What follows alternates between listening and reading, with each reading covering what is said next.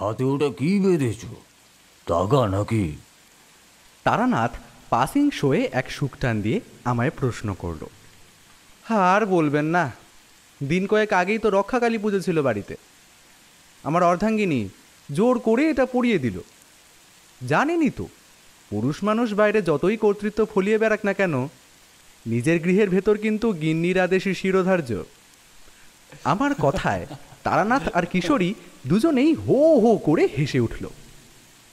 আজকেও বিকেল থাকতে থাকতেই যথারীতি আমি আর কিশোরী এসে হাজির হয়েছি তারানাথের এই মঠ লেনের বাড়িতে। দুপুর থেকে এমনিতেই মেঘলা করে এসেছিল। রাস্তায় যখন বের হলাম, বুকের মধ্যে দুরু দুরু ভয়, এই বুঝি ঝেপে বৃষ্টি নামে। তবে ভাগ্যদেবতা আজ কিন্তু প্রসন্ন। একখানা পাসিং শোয়ের প্যাকেট আর এক ঠোঙা তেলে ভাজা নিয়ে সবে তারানাথের বাড়ির চৌকাঠ পেরিয়েছি, তারপরেই শুরু হলো বৃষ্টি। ব্যাপারটা কি ঠাকুরমশাই? আমরা আসছি জেনে আজকেও বুঝি বৃষ্টিটাকে আটকে রেখেছিলেন? কিশোরী ঢুকতে না ঢুকতেই তারানাথকে জিজ্ঞেস করে বসল। তারানাথ সেই সময়ে কি এক গভীর চিন্তায় মগ্ন ছিল। কিশোরীর কথার অন্তর্নিহিত অর্থটুকু বুঝে নিয়ে সে হেসেই বলল, না হে, সে শক্তি এখন আর নাই। প্রকৃতির অত বড় বড় ক্ষমতাগুলিকে আটকানোর জন্য যে প্রচণ্ড সাধন ক্ষমতার প্রয়োজন তা ছিল আমার যুবা বয়সে। এখন সেসব ক্ষয়ে গেছে। তবে চাইলে এখনো এইসব প্রাকৃতিক দুর্যোগের তীব্রতা কিছুটা হলেও কম করতে পারি। আমরা ততক্ষণে যে যার জায়গায় বসে পড়েছি। তারানাথের এই ধরনের ক্ষমতা যে আছে তার প্রমাণ আগেই পেয়েছি। একবার সে তার তন্ত্রশক্তি দিয়ে কলকাতার দিকে ছুটে আসা এক ভয়ঙ্কর ভূমিকম্পের তীব্রতা কমিয়ে দিয়েছিল। সেই কাহিনীও তারানাথের মুখেই শোনা। এমন বৃষ্টিমুখর সন্ধ্যাগুলিতে আমার আর কিশোরীর এখানে আসা হয় মূলত একটিই কারণে, তা হলো তারানাথের অতীত জীবনের আশ্চর্য সব কাহিনী শোনা। আজকেও তেমনই কোনো কাহিনী শোনবার আর্জি জানাতে যাব, তার আগেই তারানাথ আমার ডান হাতে বাঁধা তাগাটা নিয়ে পড়ল। তোমরা বাবু এইসব তাবিজ মাদুলি তাগায় বিশ্বাস করো না বটে, কিন্তু এগুলোর ভেতরেও কিন্তু এক ধরনের সুপ্ত মন্ত্রশক্তি থাকে। তেমন তেমন পরিস্থিতি হলে এগুলো মানুষকে রক্ষা করা বই কি। তাই নাকি? তারানাথের কথায় কিশোরী এইবার ভুরু কুচকোয়। আপনি বলছেন হাতে সামান্য তাগা কিংবা মাদুলি পড়লেই মানুষ আসন্ন বিপদ আপদ থেকে রক্ষা পেতে পারে? এ কি আদৌ সম্ভব? তারানাথ মৃদু হাসল। বাইরে বেশ ভালো রকম বৃষ্টি শুরু হয়েছে। হাতের ফুরিয়ে যাওয়া সিগারেটটা নারকেলের মালায় গুজে রাখতে রাখতেই সে বলে উঠল, আলবৎ জয়, এই ধরনের তাগা তাবিজ কিংবা মাদুলি যে পরিস্থিতি বিশেষ কতখানি শক্তিধর হতে পারে তার কোনো ধারণা তোমাদের নেই। আমার স্বচক্ষে দেখা একখানা ঘটনার কথা মনে পড়ে যাচ্ছে। কিভাবে সামান্য এক তাগা সেইবার সাক্ষাৎ মৃত্যুর কারণ হয়ে দাঁড়িয়েছিল এক নিরপরাধের, তা ভাবলে আজও গায়ে কাঁটা দিয়ে ওঠে। বলেন কি, একটা তাগা একজন মানুষের মৃত্যুর কারণ হয়ে উঠেছিল? আপনি যে বললেন এগুলি মানুষকে বিপদ থেকে রক্ষা করে, আমি খানিক বোকার মতোই জিজ্ঞেস করলাম, কি জানো তো, সব কিছুরই ভালো আর মন্দ দুটি দিকই হয়। সমুদ্রের জল কাউকে প্রাণ ফিরিয়ে দেয়, কাউকে আবার ডুবিয়ে মারে। তন্ত্র তেমনই এক সমুদ্র, তা দিয়ে মানুষের ভালো যেমনি করা যায়, ক্ষতিও করা যায় চাইলে। সেইবারের ঘটনা বলতে পারি, তবে তোমরা শুনে বিশ্বাস করবে কি? আরে বাবা, বিশ্বাস করব কি করব না সে তো গল্প শোনার পরেই বুঝতে পারবো। আগে তো শুনি গল্পটা। কিশোরীও যে তারানাথের গল্প শুনতে বেজায় আগ্রহী তা ওর হাবভাবেই স্পষ্ট ফুটে উঠছে। তাহলে বলছি শোনো, তবে গল্প নয়। আর যে ঘটনার কথা বলবো তা আমার নিজের চোখে চাক্ষুষ করা সবচাইতে ভয়ঙ্কর ঘটনাগুলির একটি। সেইবার আমি এমন এক অপশক্তির মুখোমুখি হয়েছিলাম যে ক্ষমতায় সাক্ষাৎ মধুসুন্দরী দেবীর সমান। তার সঙ্গে লড়াই করতে গিয়ে সেইবার প্রাণটাই খোয়াতে বসেছিলাম আর একটু হলে। সাক্ষাৎ মধুসুন্দরী দেবীর সমান ক্ষমতাশালী এক অপশক্তি। কে সে? আমার প্রশ্নে তারানাথের চোখের পাতা দুটি স্থির হয়ে গেল। বুঝলাম সে এখন আর বর্তমানকালে উপস্থিত নেই। মনে মনে সে এখন ফিরে গেছে সুদূর অতীতে, সেই ঘটনার সময়। তার মানস চোখে এখন ভাসছে সেই ঘটনার ছবিগুলি। একসময় নিস্তব্ধতা ভঙ্গ করেই তারানাথ বলে উঠল, রৌরব নামের নরকের নাম শুনেছ তোমরা? সেইবার আমি যার মুখোমুখি হয়েছিলাম সে ওই ভয়ঙ্কর নরকেরই অধিষ্ঠাত্রী মহারৈরবী। যে সময়ের ঘটনা বলছি তখন আষাঢ় মাস চলছিল। প্রতিদিনই সকাল থেকে মুষলধারে বৃষ্টি। রাস্তায় লোকজন দরকার ছাড়া বেরোয় না। এদিকে তখন চারই সদ্য জন্মেছে। এই বিরামহীন বর্ষার দরুন কেউ খুব একটা হাতটা দেখাতে আসছিল না। কুণ্ডলি বানানোর খদ্দেরও প্রায় নেই বললেই চলে। মধুসুন্দরী দেবীর আশীর্বাদে মোটা ভাত কাপড়ে দিন চলে যাচ্ছে বটে, কিন্তু মেয়েটার জন্য একটু বাড়তি টাকা পয়সার প্রয়োজন ছিল। এমনই একদিন সকালবেলায় বিষণ্ণ মুখে বসে আছি। বাইরে অবিরাম মুষলধারে বৃষ্টি হয়েই চলেছে, খদ্দের দেখাও নেই। হঠাৎই সিঁড়িতে হন্তদন্ত পায়ে কারোর একটা উঠে আসার শব্দ হলো। পরক্ষণেই এক ব্যক্তি একেবারে কাকবেচা হয়ে ঘরে প্রবেশ করলেন। লোকটির বয়স 60 ছুঁই ছুঁই। দেহের গড়ন দেখে বোধ হয় আগে রোগাই ছিলেন। ইদানিং কোনো রোগের কারণে আচমকা স্থূল হতে শুরু করেছেন। ভদ্রলোকের নাকের নিচে পুরো গোপটি তার ব্যক্তিত্বের সাক্ষ্য বহন করছে। আপনি কি তারানাথ? লোকটি অনুসন্ধিৎসু চোখে ঘরের চারিদিক চোখ বোলাচ্ছে। আগে আমি তারানাথ। লোকটি এবার কৌতূহলী চোখে আমাকে পা থেকে মাথা অবধি খুঁটিয়ে বড় করে নিল। তারপর বলল, আমি হরিহর সান্যাল, আসছি আসানসোল থেকে। বিশেষ একটা প্রয়োজনে বলতে পারেন আপনার কাছে এসেছি। স্বপ্নটা কতদিন ধরে দেখছেন? আমার প্রশ্নে হরিহর বাবু যেন চমকে উঠলেন। বিস্মিত দৃষ্টিতে আরেকবার আমায় বড় করে নিয়ে বললেন, যাক, তাহলে ঠিক লোকের কাছেই এসেছি। আমার উকিল বন্ধুটি আপনার ব্যাপারে ভুল কথা কিছু বলেননি। বসুন, যা যা হয়েছে গোড়া থেকে সব কথা খুলে বলুন, কিচ্ছু লোকাবেন না কিন্তু। হরিহর বাবু এবার মেঝেতে বসে বললেন। আমিও ওনার মুখোমুখি বসলাম। ভদ্রলোকের চোখে একরকম আতঙ্কিত উদ্বেগ খেয়াল করলাম। ঘটনার সূত্রপাত মাস চারেক আগে থেকে ঠাকুর মশাই। হঠাৎ করে কেন যে এমন হলো আজও বুঝিনি। আসলে আমার আজীবনের গাছপালার শখ। নিজের বাড়িতে মালি থাকা সত্ত্বেও নিজেই সুযোগ পেলে গাছের দেখভাল করি। সেদিন সন্ধ্যায় বাগানে পাইচারি করছিল। বিকেলের রোদ্দুর প্রায় মরে এসেছে। বাগানখানা বাড়ির পিছনের দিকে, বুঝলেন তো। এমনিতেই রোদ্দুর কিঞ্চিত কমই আসে, ফলে সেদিন একরকম আধো অন্ধকার ছিল বলতে পারেন বাগানে। আমি পাইচারি করতে করতে গাছগুলো দেখছি আর নিজের মনে কি যেন ভাবছি। হঠাৎ মনে হলো একটা গরম হাওয়ার হলকা যেন আমার ঘাড় ছুঁয়ে বেরিয়ে গেল। পিছন ফিরে চেয়ে দেখি কেউ কোথাও নেই। ভাবলাম বুঝি মনের ভুল। ফের পাইচারি করতে লাগলাম। কিছুক্ষণ পর ফিরে একই কাণ্ড।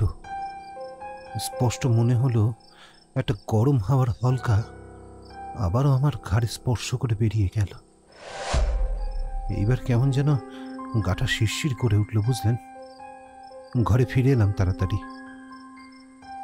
তারপর সেই রাতেই ঘটল সেই অদ্ভুত ঘটনাটা। হরিহরবাবু থামলেন। ওনাকে দেখে বোঝা যায় অতীতের ভয়ঙ্কর স্মৃতিগুলো মনে করতে করতে ওনার এখনো শরীরে ভয় কাঁপুনি দিচ্ছে। কি ঘটনা ঘটল? আমি জিজ্ঞাসা করলাম। বলছি শুনুন। সেদিন সন্ধ্যার ঘটনার কথা কাউকেই বলিনি, মনের ভুল ভেবে উড়িয়ে দিয়েছিল। রাতে যখন বিছানায় শুতে যাব দেখি আমার ছোট ছেলে অভয় আমার শোয়ার ঘরে বসে আছে। ব্যবসাপাতি সম্বন্ধে ওর কিছু দরকারি কথা আছে বলল। তো সেসব কথা বলার পর অভয় চলে গেলে আমার গিন্নি ঘরে ঢুকলেন। কিন্তু ঘরে ঢুকতেই ওনার নাকটা একেবারে কুঁচকে গেল। হ্যাঁ গো, ঘরে এত পোড়া পোড়া গন্ধ কিসের বলো দেখি? কিছু জ্বালিয়েছিলে? আমি পড়লুম আকাশ থেকে। ঘরের ভেতর পোড়া গন্ধ কই, আমি তো পাচ্ছি না। ভাবলুম গিন্নির বুঝি মাথার ব্যায়াম। এমনিতেই সেদিন ক্লান্ত ছিলাম, বেশি কথা না বাড়িয়ে শুয়ে পড়ল। আর তারপরেই প্রথমবারের জন্য সেই স্বপ্নটা দেখলাম। কি দেখলেন? ভারী অদ্ভুত স্বপ্ন ঠাকুর মশাই। দেখলাম একটা গায়ের মেঠো পথ দিয়ে আমি হেঁটে যাচ্ছি। স্বপ্নে সেই গায়ের পথ আমার চেনা মনে হচ্ছে। হঠাৎ যেতে যেতেই মাঝে একটা পুকুর পড়ল। পুকুরটা পার করতে যাব, কি বলবো ঠাকুর মশাই, আমার শরীরটা কেমন যেন পাথরের মতো ভারী হয়ে গেল। হঠাৎ দেখলাম পুকুরের জলের রং কেমন যেন লালচে হয়ে উঠছে ধীরে ধীরে, এবং সেই জলের মধ্যে বুদবুদ উঠছে। একসময় সেই পুকুরের জল থেকে এক অল্প বয়সী বালিকা উঠে এল। ঠাকুর মশাই, বিশ্বাস করুন, সে কোনো সাধারণ বালিকা নয়। তার সারা শরীর রক্তের মতো লাল, গায়ে সামান্য বস্ত্র পর্যন্ত নেই। কপালের ঠিক মাঝখানে একখানা অর্ধচন্দ্রাকৃতি টিপ। সেই মেয়ে পুকুর থেকে উঠে এসে হাসতে হাসতে আমায় বলল,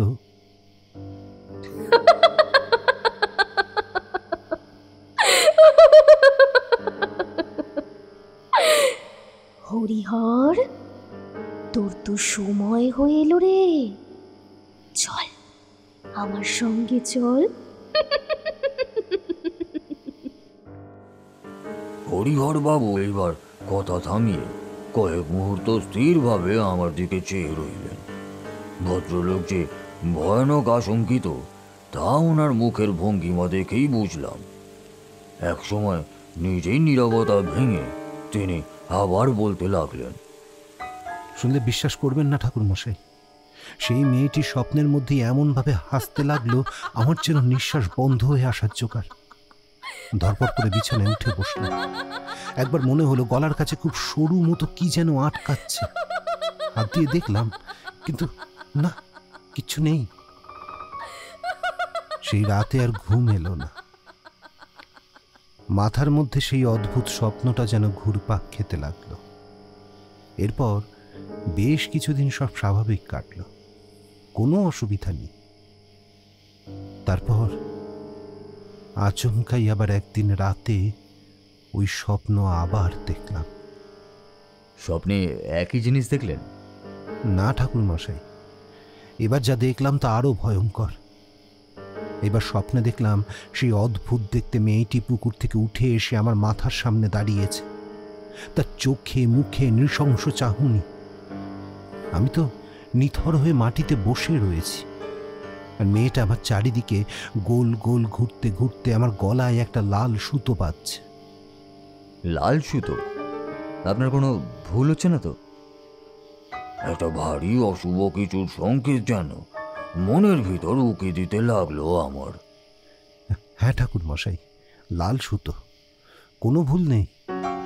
এত দিন ধরে রোজ ওই স্বপ্ন দেখছি যে, রোজই দেখে ওই মেয়ে আমার গলায় এসে একটা লাল সুতো পেঁচিয়ে দিচ্ছে আর হাসতে হাসতে বলছে,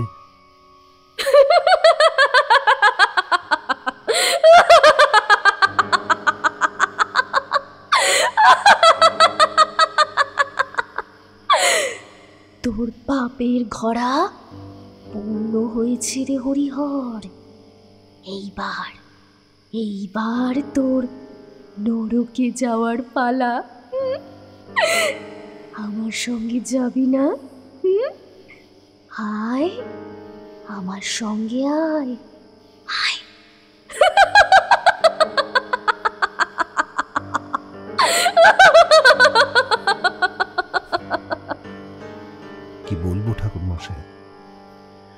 যত দিন যেতে লাগলো ওই মেয়ে যেন ততই শক্ত করে আমার গলায় সুতোখানা বেঁধে দিতে লাগলো। সবচেয়ে অবাক কাণ্ড কি জানেন ঠাকুরমশাই? কি? রোজ যখন আতঙ্কে ধরপড় করে বিছানায় জেগে বসতাম, দেখতাম সত্যি সত্যি আমার গলায় একখানা লাল সুতো পেঁচানো।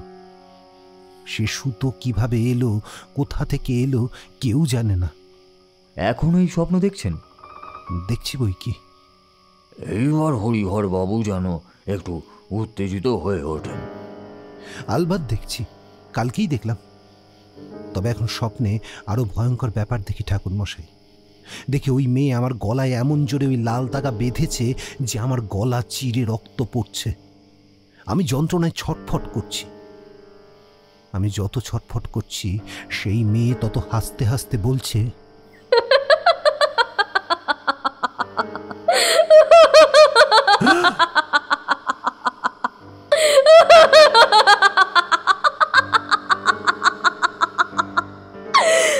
হরিহর, পাপের শাস্তি তো তোকে পেতেই হবে রে। চল চল, এইবার তোর নরকে যাওয়ার সময় হয়েছে। নরকে যাওয়ার সময় হয়েছে।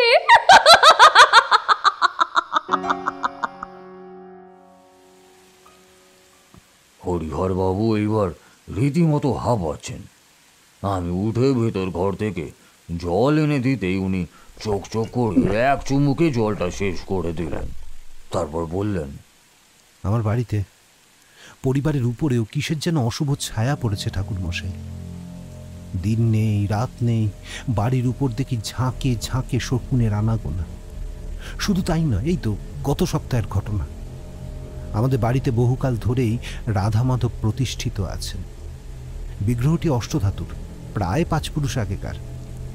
উচ্চতায় প্রায় 4.5 ফুট তো হবেই। খুবই জাগ্রত দেবতা। পরিবারের সবাই রাধা মাধবকে ভীষণ ভক্তি করে। তো সেদিন হয়েছে কি, সন্ধ্যায় আমার গিন্নি নিয়মমাফিক গিয়েছিল রাধা মাধবের সেবা করতে। হঠাৎ ঠাকুর ঘরে ঢুকতেই সে কি বিষম চিৎকার তার, সঙ্গে হাতে থালা বাসন মাটিতে পড়ার ঝনঝন শব্দ। সারা বাড়ির লোকজন ছুটে গেলাম, গিয়ে দেখি এক আশ্চর্য কাণ্ড। ঠাকুরের বিগ্রহ নিজে থেকেই কেমন করে যেন উল্টো দিকে ঘুরে গেছে। আমার গিন্নি তৎক্ষণাৎ কান্নাকাটি জুড়লেন। ও মা, সে কি হলো গো? কি সর্বনাশ হলো গো আমাদের! কোন বিপদ আমাদের বাড়িতে আসতে চলেছে বলো দেখি? হে রাধা মাধব, হে রাধা মাধব, এ কিসের ইঙ্গিত দিচ্ছ তুমি আমাদের? বুঝিনি তো। এমন সব কাণ্ড দেখলে বাড়ির মেয়ে বউরা কেমন দিশেহারা হয়ে পড়েন। আমি অবস্থা বেগতিক দেখে বললাম, গিন্নি গিন্নি গিন্নি চিন্তা করো না, নিশ্চয়ই কেউ মশকরা করেছে। এক্ষুনি মূর্তি ঘুরিয়ে দিচ্ছি, তারপর তুমি সেবা দিও। কি বলবো ঠাকুরমশাই, এরপর আমরা 3 জন মিলে সেই মূর্তি ঘোরানোর কত চেষ্টা করল। মূর্তি তো ঘুরলই না। মনে হলো মূর্তিখানা যেন ধীরে ধীরে গরম হয়ে উঠছে। সেদিন থেকে সেই যে রাধা মাধব মুখ ফিরিয়েছেন, তাকে আজ অবধি আর সামনে ফেরানো যায়নি। এত দূর অবধি শুনে আমি একটা গভীর নিঃশ্বাস ছাড়লাম। বুঝলাম যে জিনিস হরিহর বাবুর পেছনে লেগেছে সে আর যাই হোক কোনো সাধারণ অপশক্তি নয়। আমার এক উকিল বন্ধু আপনার কাছে কুণ্ডলী করতে এসে বিশেষ উপকার পেয়েছিল। তার কথা শুনেই আপনার কাছে আসার সিদ্ধান্ত নিল। আমাকে ফেরাবেন না ঠাকুরমশাই, এর একটা বিহিত করুন কিছু। হরিহর বাবু এবার কাতর ভঙ্গিতে আমার হাত দুখানা চেপে ধরলেন। তোমাদের তো আগেও বলেছি, বিপদে পড়া মানুষ দেখলে তাকে সাহায্য করার আদেশ স্বয়ং আমার গুরুর দেওয়া। এই সাধনার পথে আর তোকে ছেড়ে পালালে সাধন গুণ ক্ষয় হয়ে যায়। তাছাড়া বরাকর নদীর ধারে যখন মধুসুন্দরী দেবীর সঙ্গে প্রথম সাক্ষাৎ হয়েছিল, তিনিও আমাকে বলেছিলেন, কোনো মানুষ বিপদে পড়েছে দেখলে তাকে ছেড়ে পালাবি না তারানাথ। নিজের সর্বশক্তি দিয়ে তাকে সাহায্য করবি। তবেই আমার আশীর্বাদ চিরকাল তোর উপর বজায় থাকবে। আপনি তাহলে হরিহর বাবুকে সাহায্য করতে রাজি হলেন? কিশোরী জিজ্ঞেস করল। হলাম। হরিহর বাবু আমার হাত দুখানা ধরেই আসানসোলে ওনার বাড়ি যাওয়ার অনুরোধ করলেন। আমিও রাজি হলাম। পরের দিন সকালে আকাশটা একটু পরিষ্কারই ছিল। দুজনেই বেরিয়ে বললাম আসানসোলে ওনার বাড়ির উদ্দেশ্যে। বাইরেই বৃষ্টি ধরে এসেছে। গল্পের মধ্যেই চারি এসে মুড়ি মাখা আর তেলে ভাজা দিয়ে গেল। তারানাথ গল্প বলা থামিয়ে এক মনে জানলার বাইরের দিকে তাকিয়ে কি যেন ভাবছে। আমি জিজ্ঞেস করলাম, আচ্ছা তারপর কি হলো হরিহরের বাড়িতে গিয়ে? তারানাথ একটা দীর্ঘশ্বাস ফেলল। ইতিমধ্যে আরেকটি সিগারেট শেষ। সামনে রাখা নারকেলের খোলে সিগারেটটা গুজে রাখতে রাখতে তারানাথ এইবার বলল, তোমাদের আমার ছোটবেলার গল্প তো বলেছি। বেশ কয়েকবার আমার জীবনে সাক্ষাৎ ভৈরব দর্শনের সুযোগ হয়েছিল, মনে পড়ে? হ্যাঁ, দিব্যি মনে আছে। তেলে ভাজায় কামড় বসাতে বসাতে কিশোরী বলে ওঠে, ওই ভৈরবই তো আপনাকে একবার বাঁচিয়েছিল, সেই যেবার সব সাধনা অসমাপ্ত রেখে উঠে গেছিলেন। সে গল্প শুনেছি তো। তারানাথ হাসে। গল্প নয় হে, সত্য ঘটনা। কিভাবে যেন আমার সঙ্গে কাল ভৈরবের একটা সূক্ষ্ম যোগাযোগ আছে। বলা যেতে পারে আমার এই সাধনার মার্গেও আসা হয়তো ওনারই কারণে। শুধু তাই নয়, যতবার কোনো ভয়ঙ্কর বিপদের মুখোমুখি হয়েছি আমার ভৈরব দর্শনের সুযোগ ঘটেছে। এই ঘটনার সময়ও ঘটেছিল নাকি? আমি অবাক হয়ে জিজ্ঞেস করলাম। হ্যাঁ, ঘটেছিল তো বটেই। তবে ওই বাড়িতে যাওয়ার দিন কয়েক পরে। সেই রাতের কথা মনে করেই অন্যমনস্ক হয়ে পড়েছিলাম। আপনি কিন্তু কৌতূহল বাড়িয়েই চলেছেন। হরিহর বাবুর বাড়িতে গিয়ে কি হলো এইবার বলুন দেখি।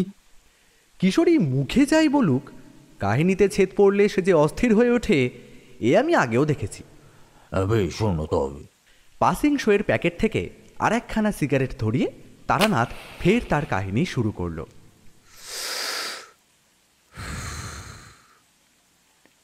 আসানসোলের নিকটে ইটাকুড়া নামের এক ছোট মফস্বল শহরে হরিহর বাবুদের বাড়ি। সেখানেই বংশানুক্রমিক কলিয়ারির ব্যবসা ওনাদের। যাওয়ার পথেই হরিহর বাবুর মুখে শুনেছিলাম ওনার 3 ছেলে। বড় ছেলে অখিল ব্যবসার কয়লা লেনদেন, বিভিন্ন জায়গায় সেসব পাঠানো ইত্যাদি দেখাশোনা করে। মেজ ছেলে নিখিলের ব্যবসাপাতিতে তেমন মন নেই, সে থাকে নিজের মতন গান বাজনা নিয়ে। অন্যদিকে ছোট ছেলে অভয় দেখে ব্যবসার হিসেব নিকেশের দিকটা। ব্যবসা বড় হলেও হরিহরবাবু ছেলেদের হাতে দায়িত্ব দিয়ে একরকম অবসর নিয়েছেন।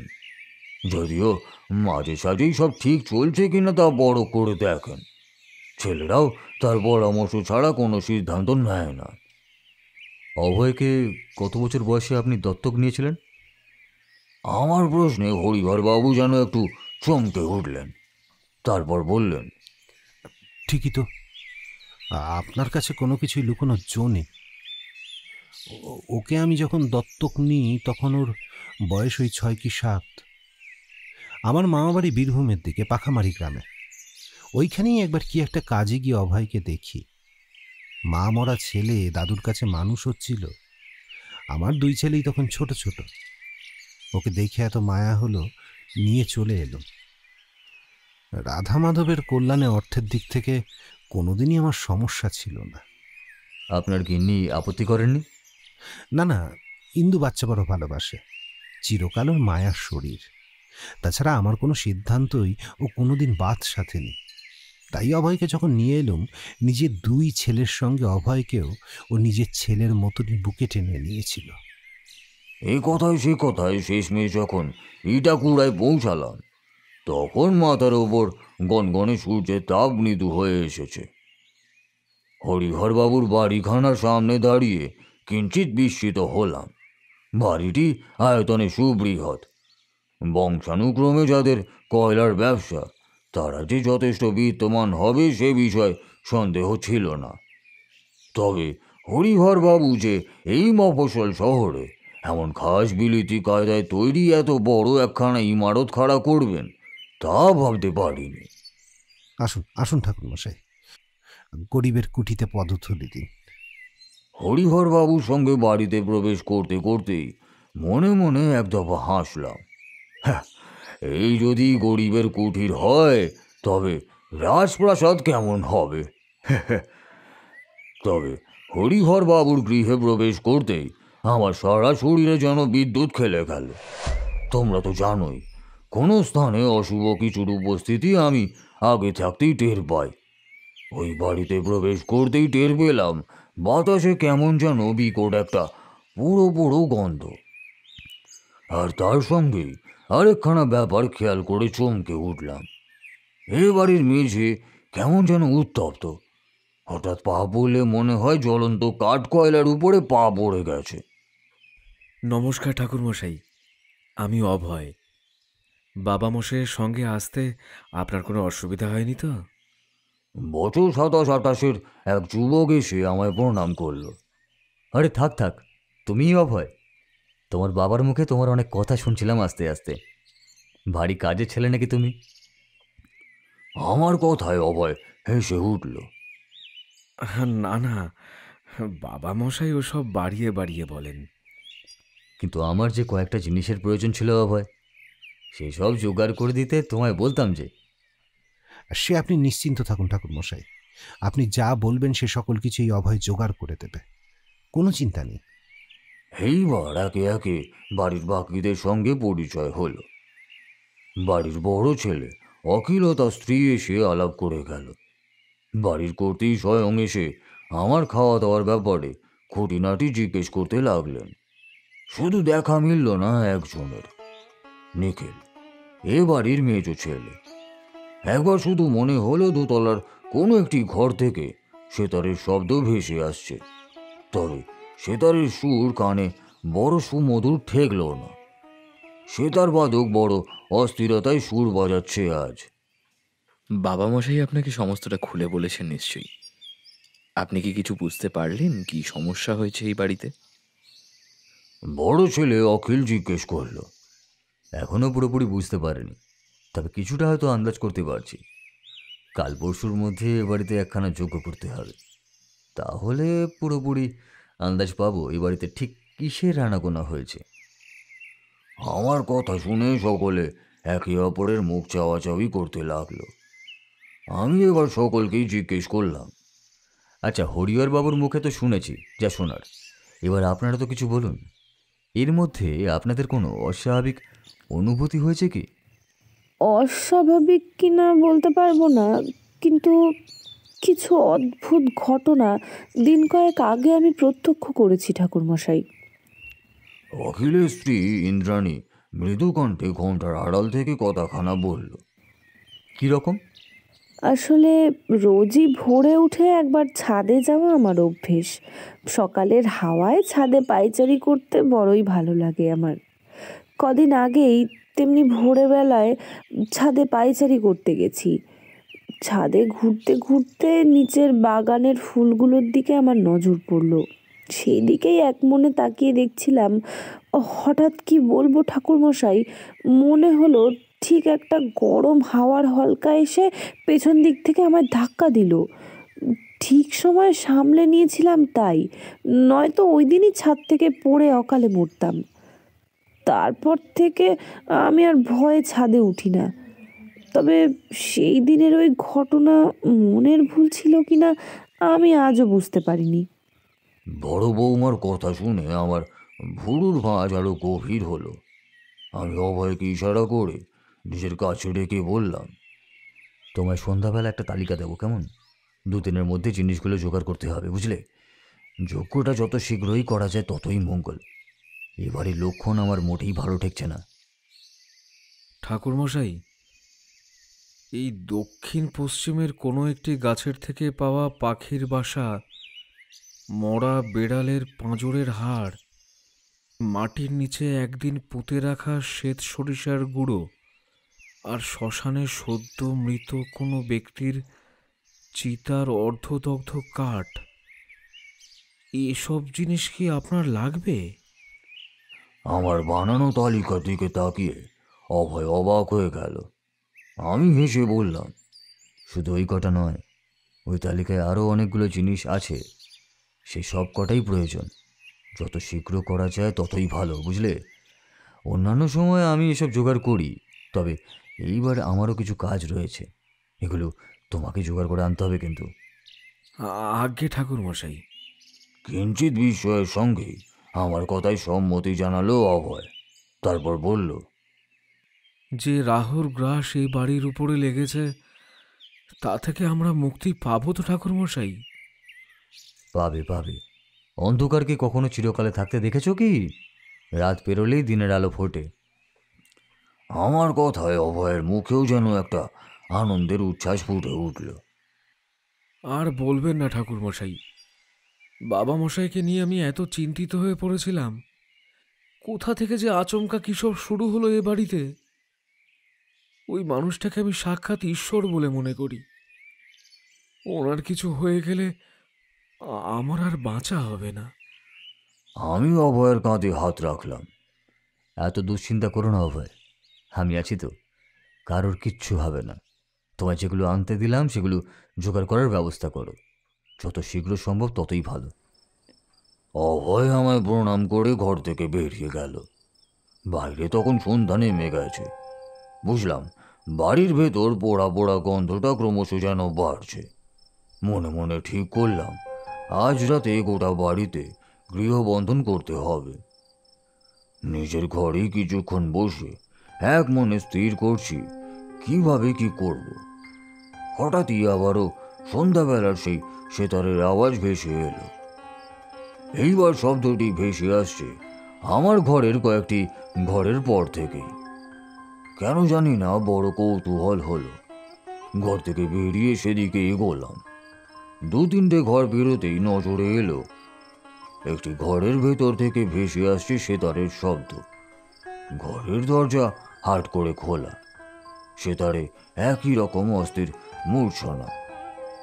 ঘরের সামনে গিয়ে দাঁড়াতেই দেখলাম ভেতরের পালঙ্কের ওপর বসে বছর 30 কি 32-এর এক পুরুষ এক মনে সেতার বাজাচ্ছেন।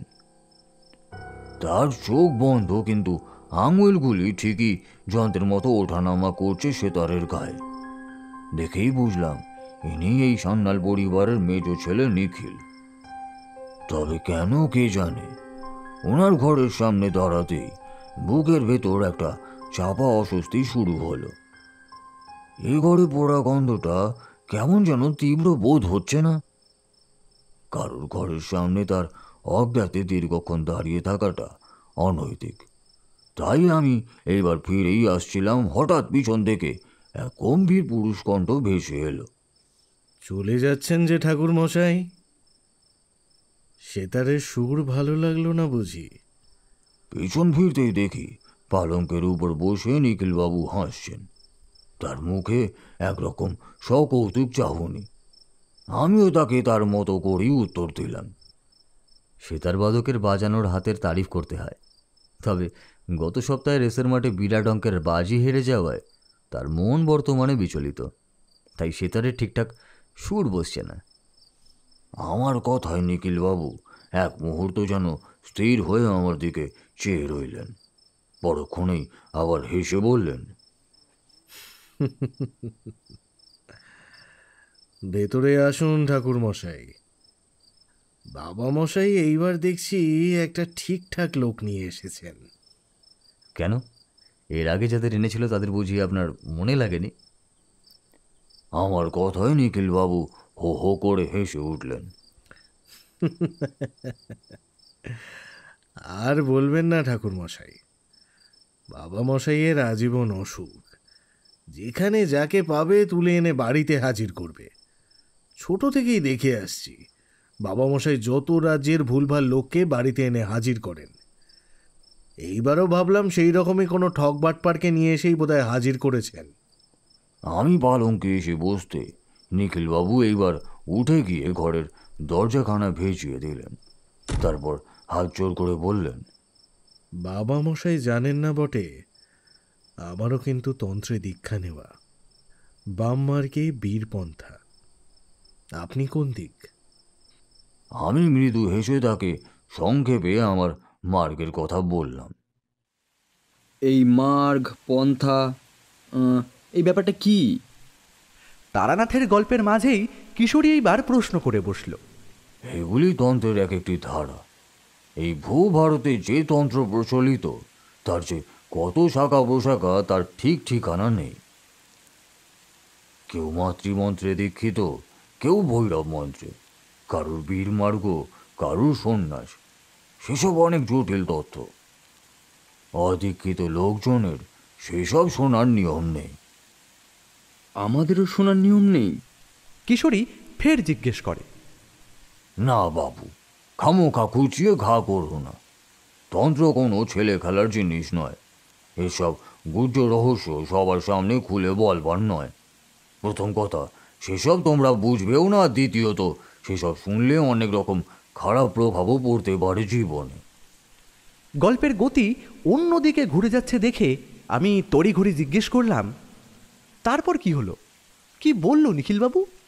তারানাথ কিছুক্ষণ চুপ করে থেকে এক মনে সিগারেটের ধোঁয়া ছাড়ল। তারপর বলল, বলছি শোনো।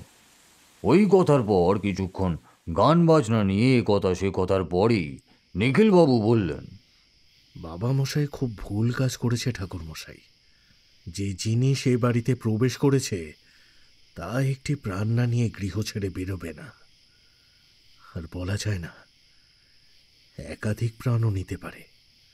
তবে আপাতত তার কার দিকে নজর তা বুঝতে পারছেন নিশ্চয়ই।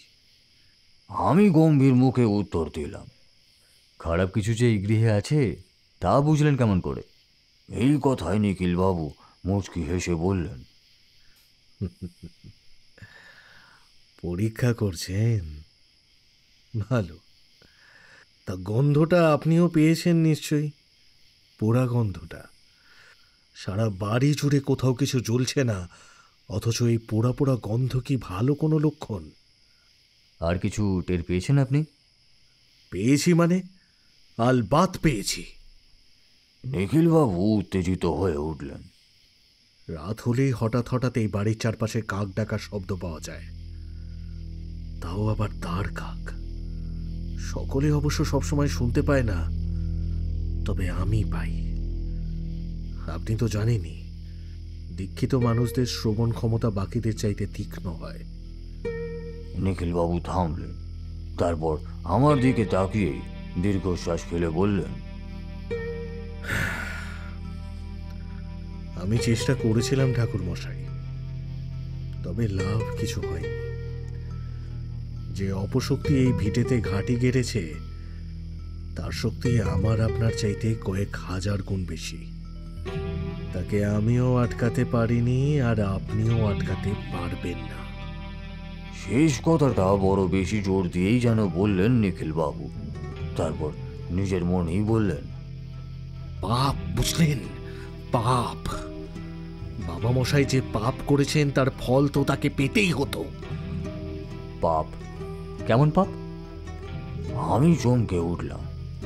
আমার কথায় নিখিলবাবুর দুই চোখে হঠাৎ করেই যেন অঙ্গার জ্বলে উঠল। রাগে পুষতে পুষতে তিনি বলে উঠলেন, পাপ নয়, এই বিষয় সম্পত্তি ব্যবসা থেকে আমাকে ও নিজের ছেলেকে সম্পূর্ণ বাদ দেওয়াটা অন্যায় নয়। আমাকে ত্যায্য পুত্র করাটা অন্যায় নয়। রাস্তা থেকে তুলে আনা একটা ছেলের জন্য নিজের ছেলের সঙ্গে এই আচরণ অন্যায় নয়। নিখিলবাবু এই মুহূর্তে রাগে পুষছেন। ওনার দুই চোখে যেন ক্রোধের আগুন জ্বলছে। উনি ফের বলে উঠলেন, বাবা মশাই জানেন না তিনি কত বড় ভুল করছেন। দুধ কলা দিয়ে কাল সাপ পুষেছেন তিনি। নিজের ছেলের পেটে লাথি মারা, হ্যাঁ? এর ফল তো ওকে পেতেই হতো, সে আজ হোক বা কাল। আমাকে আর কিছু বলার সুযোগ না দিয়েই নিখিলবাবু এবার দরজা খুলে হন্তদন্ত হয়ে ঘর থেকে বেরিয়ে চলে গেলেন। তার সঙ্গে ঘরের মধ্যেকার পোড়া গন্ধটাও যেন মৃদু হয়ে এলো। এইবার প্রথম আমার মনে কেমন যেন একটা খটকা লাগলো। আমার মনে এবার অদ্ভুত একটা প্রশ্ন জাগলো। এই বাড়িতে যে জিনিস ঘাঁটি গেড়েছে তা কি নিজে থেকেই এই গৃহে এসেছে, নাকি কেউ তাকে এই বাড়িতে নিয়ে এসেছে আহ্বান করে? আপনি বলছেন নিখিল ওই বাড়িতে কোনো অপশক্তির আহ্বান করেছিল, তাও আবার নিজের বাবাকেই হত্যা করতে? এ তো সাংঘাতিক ব্যাপার। আমি বিস্মিত কণ্ঠে বললাম, বলছি না, তোমরা ভুল বুঝছো। আমি বলছি তখন আমার মনে এরকম একটা সন্দেহের উদ্রেক হয়েছিল। সন্দেহটা আরও জোরালো হয় নিখিলের আচরণ দেখে এবং সেদিন রাতের ঘটনার পর। সেদিন রাতের ঘটনার পর কি ঘটেছিল সেদিন রাতে? তারানাথ এইবার ফের তার কাহিনী শোনাতে শুরু করে। সেদিন রাতে তাড়াতাড়ি খেয়ে দিয়ে শুয়ে পড়েছিলাম। শোয়ার আগে বাড়ির চারিপাশে ঘুরে তিসির গুঁড়ো এবং মন্ত্র পড়া জল ছিটিয়ে বাড়িটাকে ভালো করে বেঁধে দিয়েছিলাম, যাতে কোনো অশুভ শক্তি এ গৃহে প্রবেশ করতে না পারে। যদিও তখনও জানতাম না কার মুখোমুখি সেই রাতে আমি হতে চলেছি। বিছানায় শুতে না শুতেই যথারীতি আমার ঘুম চলে এলো। আমার ঘুম আবার বরাবরই অত্যন্ত সজাগ। তখন বোধ হয় ওই মাঝরাত হবে।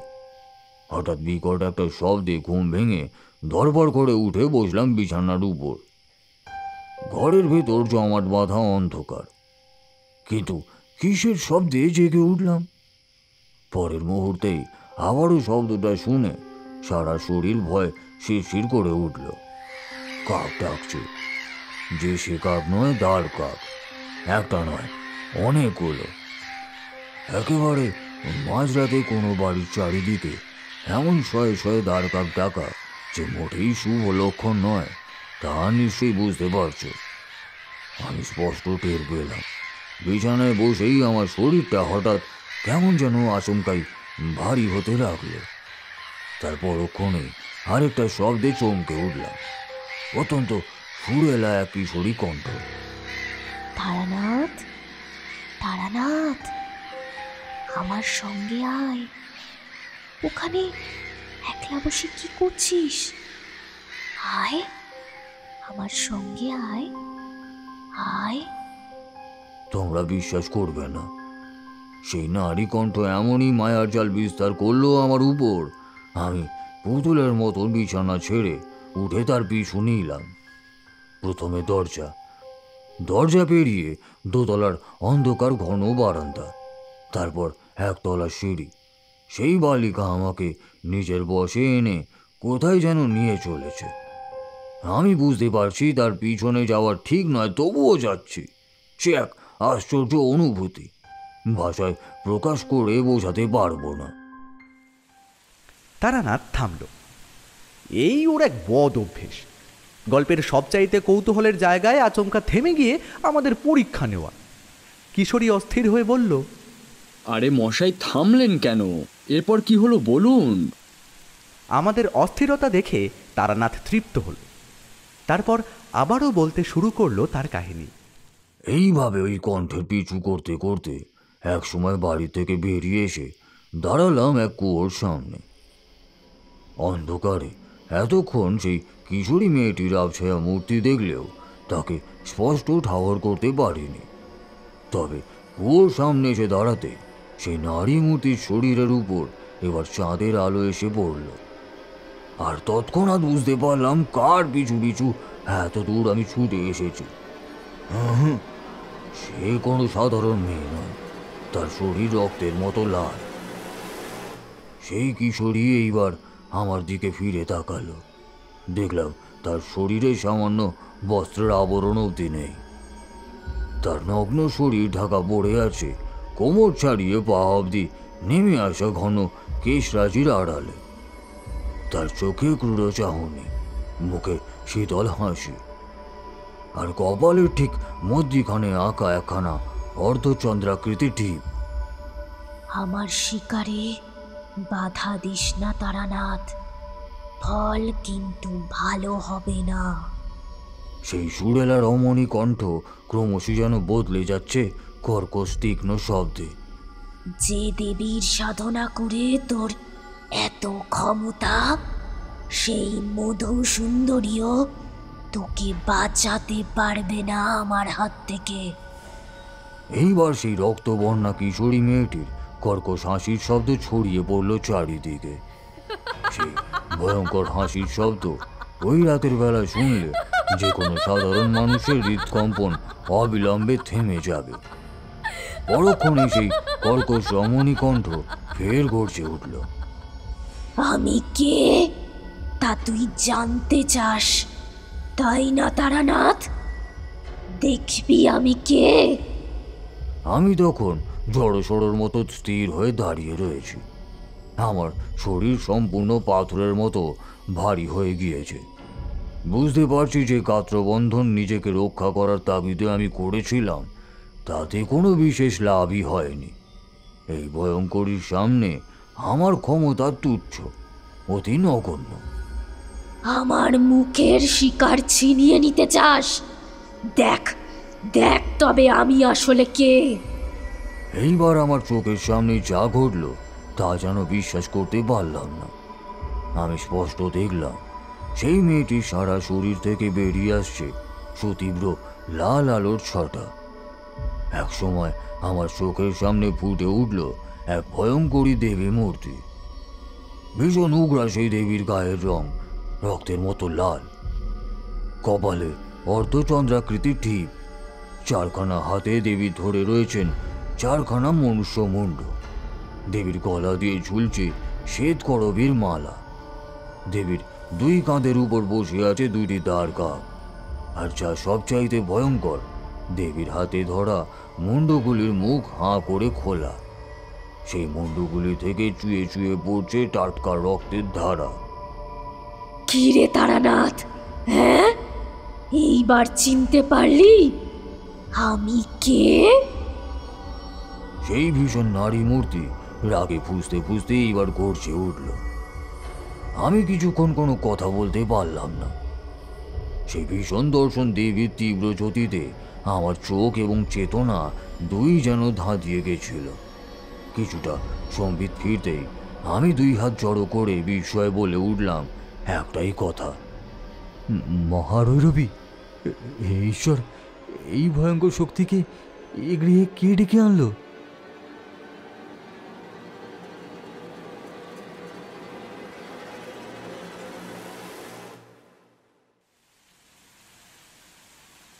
মহারৈরবী, ইনি কে? দেবদেবী সম্বন্ধে আমাদের জ্ঞান জানেনি তো, একটু খুলে বলুন দেখি। কিশোরী ব্যস্ত হয়ে ওঠে। এই দেবী সম্বন্ধে শুধু তোমরা কেন, অধিকাংশ মানুষই যে জানবে না সেটাই তো স্বাভাবিক। এ তো ঘর গৃহস্থলীর পূজা দেবী নন, এ হলো নিম্ন ডামরের থেকে বেরিয়ে আসা অতি ক্রূর ও ভয়ঙ্করী এক শক্তি। আরেকখানা সিগারেট ধরিয়ে তারানাথ এইবার রহস্য করে আমাদের শুধল। তোমরা নরক বলতে কি বোঝো হে? নরক? এ আবার বোঝার কি আছে?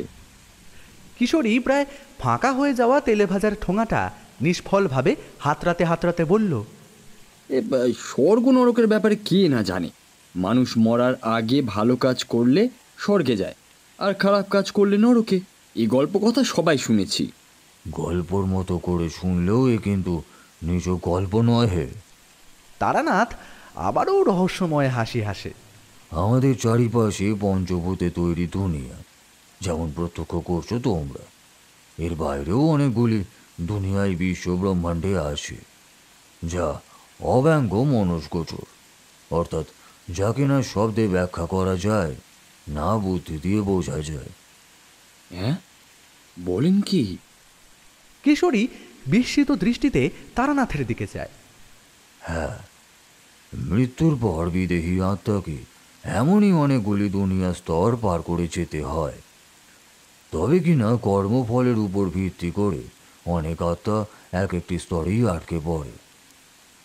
আমাদের হিন্দু ধর্মের পৌরাণিকরা এগুলো কি বলেছেন এক একটি নরক। আমরা অবাক হয়ে তারানাথের কথা শুনছি। বাইরে ঝিরঝির করে অবিরাম বৃষ্টি পড়ছে। আমাদের শাস্ত্রে অনেকগুলি নরকের উল্লেখ পাওয়া যায়, বুঝলে। এদের এক একটি নরকে বিদেহী আত্মাকে তার কর্মফল অনুযায়ী এক এক রকম যন্ত্রণা ভোগ করতে হয়। তবে এই ভিন্ন ভিন্ন নরকের মধ্যে সবচাইতে ভয়ঙ্কর নরক হলো রৌরব। এই নরকে তারা শাস্তি পায় যারা জীবদ্দশায় ভয়ঙ্কর পাপাচারে লিপ্ত হয়েছে, যেমন ব্যভিচার, পরকীয়া, কন্যা ভ্রূণ হত্যা কিংবা ধর্ষণ। ভগবত পুরাণে বলে এই নরকে সর্বক্ষণ ভয়ঙ্কর অগ্নিকুণ্ড জ্বলছে। সেই অগ্নিকুণ্ডের তাপে এই নরকে যারা শাস্তি পায় তারা বিদগ্ধ হয়। এছাড়াও আরও সব ভয়ঙ্কর যন্ত্রণা এই নরকে বিদেহী আত্মারা ভোগ করে। তারানাথ থামে। হাতের সিগারেট তার প্রায় ফুরিয়ে এসেছে।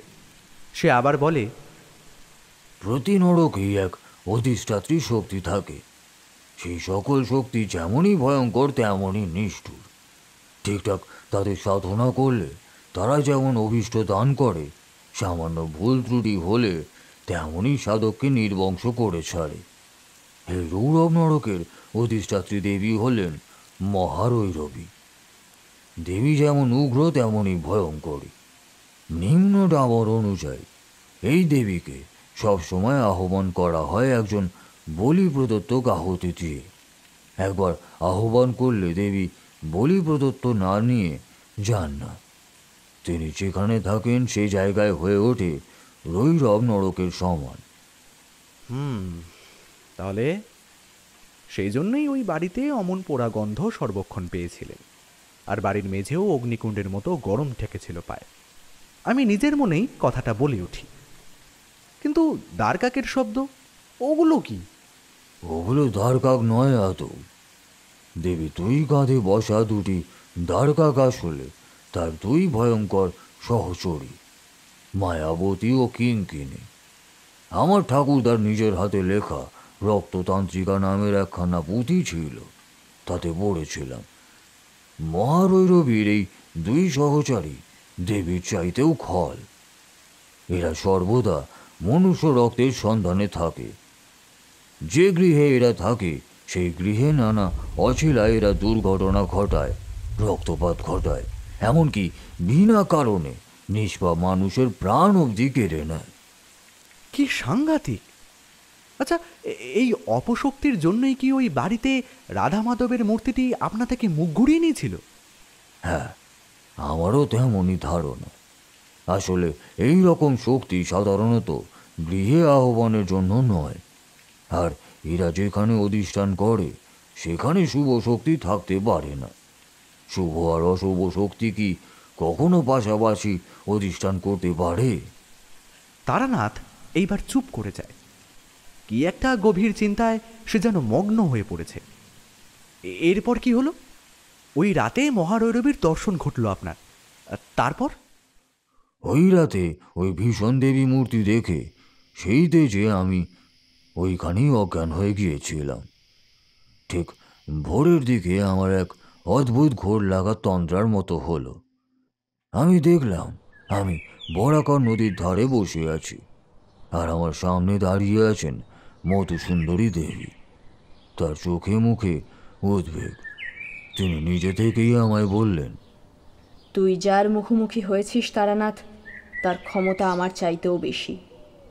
এবারের মতো কোনো মতে তোকে রক্ষা করলাম। যদি প্রাণের মায়া করিস তবে এখান থেকে এখনই ফিরে যা। আর যদি আর তোকে বাঁচাতে চাস তাহলে তার আহ্বান কর, যিনি নরকের আগুনের উপর দাঁড়িয়ে সদা নৃত্য করছেন। আমি কিছু বলতে যাব, তার আগেই মধুসুন্দরী দেবী যেন হাওয়ায় মিলিয়ে গেলেন। তার সাথে সাথেই ক্রমশ আবজা হয়ে এলো সেই বরাকর নদীর তীর। হঠাৎ আবিষ্কার করলাম আমি বাড়ির পেছনের বাগানে অচেতন হয়ে শুয়ে আছি। সামনে কাল রাতের দেখা সেই কুয়ো। বুঝলাম গত রাতে এক ভয়ঙ্কর অঘটন হওয়ার হাত থেকে রক্ষা পেয়েছি, এবং আমাকে রক্ষা করেছে আর কেউ নয়, স্বয়ং মধুসুন্দরী দেবী।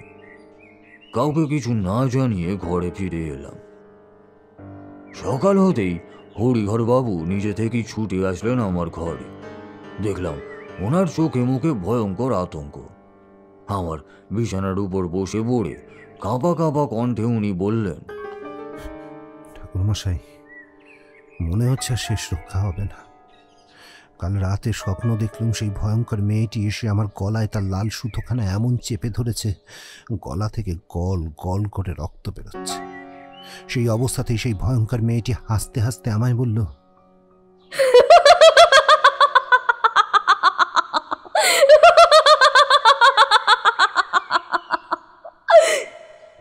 আর মোটে 2 দিন, তারপরেই অমাবস্যা তিথিতে তোর প্রাণ নিব হরিহর।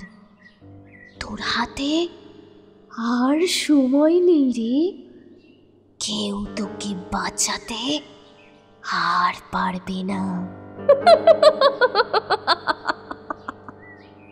হরিহর বাবু বিছানার উপরে বসে রীতিমতো হাঁপাচ্ছেন। আমি তাকে কিঞ্চিত আশ্বস্ত করবার ভঙ্গিতেই বললাম, এখনো সবটা শেষ হয়ে যায়নি হরিহর বাবু। এই বাড়িতে যে অপশক্তির আগমন ঘটেছে, কাল রাতে তার সম্মুখীন আমিও হয়েছি। তাকে পরাস্ত করা সহজ কথা নয়, তবে তাকে আটকানো যে একেবারেই অসম্ভব তাও নয়। একটা উপায় আছে, তবে তবে কি ঠাকুরমশাই? আপনি যে করে হোক আমাকে এ বিপদ থেকে বাঁচান ঠাকুরমশাই। তার জন্য আপনার যা লাগে তাই আপনাকে দেব। শুধু তাই নয়, যা যা প্রয়োজন সমস্ত কিছুর ব্যবস্থা আমি নিজে করব। হরিহর বাবুর কথা শুনে আমি কিছুক্ষণ চুপ করে বসে থাকলাম। মনে মনে একটা দ্বন্দ্ব চলছে।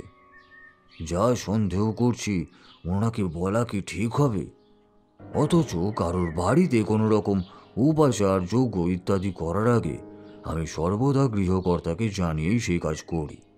অগত্যা স্থির করলুম সবটা ওনাকে খুলে বলবো। হরিহর বাবুকে সবটা বোঝানোর পর উনি যেন আকাশ থেকে পড়লেন। ওনার মুখটা মুহূর্তের মধ্যে কেমন যেন ফ্যাকাশে হয়ে গেল। উনি আবারও কম্পিত কণ্ঠে বলে উঠলেন, কি বলছেন ঠাকুরমশাই? এই ভয়ঙ্কর অপশক্তি মহারৈরবীকে কেউ একজন এই বাড়িতে আহ্বান করে এনেছে, তা আবার আমায় হত্যা করবে বলে? সেরকমই তো বোধ হচ্ছে। এই দেবীর উপাসনা মূলত শত্রু বিনাশের জন্যই করা হয়ে থাকে। আপনার কোনো বড় শত্রু এ কাজ করে থাকবে। আপনাকে একটা জিনিস জিজ্ঞেস করব, মনে করে বলতে পারবেন? মহারৈরবী সাধনার একটি অভিজ্ঞানের প্রয়োজন হয়, অর্থাৎ এমন একটি চিহ্ন যা দেখে দেবীকে আহ্বান করা হয়। যে চিহ্ন মহারৈরবীর বলি কে হবে তা নির্দেশ করে দেয়। যাকে হত্যা করতে হবে তার শরীরের সঙ্গে এক পক্ষকাল সর্বক্ষণ সরাসরি স্পর্শে ছিল এমন কোনো বস্তুই সাধারণত এক্ষেত্রে অভিজ্ঞান হিসেবে ব্যবহার করা হয়। আপনার মনে পড়ছে এই সকল ঘটনার শুরুর পূর্বে এমন কোনো জিনিস যা আপনি আপনার শরীরে ধারণ করেছিলেন? কোনো আংটি কিংবা মাদুলি জাতীয় কিছু? হরিহর বাবু আমার কথা শুনে স্থির হয়ে কিছুক্ষণ ভাবার চেষ্টা করলেন যেন, তারপর হতাশ মুখে বললেন, না ঠাকুরমশাই, তেমন তো কিছু মনে করতে পারছি না। পারলে অবশ্যই আপনাকে আগে এসে জানাব। বেশ, তবে আগামীকাল যে যজ্ঞটি করব ভেবেছিলাম সেটি করার আর প্রয়োজন নেই। তবে তার বদলে কালকে অন্য একটি যজ্ঞ করতে হবে যা বুঝছি। তার জন্য প্রয়োজনীয় কিছু সরঞ্জাম আমি নিজেই জোগাড় করব। সেজন্য আজ একটু আমাকে বেরোতে হবে। বেশ, তো আমার সর্বক্ষণের ভৃত্য রামলাল আপনার সঙ্গে যাবে। আপনার যখন যেখানে যা প্রয়োজন ওকে বলবেন, শুধু ও জোগাড় করে দেবে। বেশ, তাই হোক।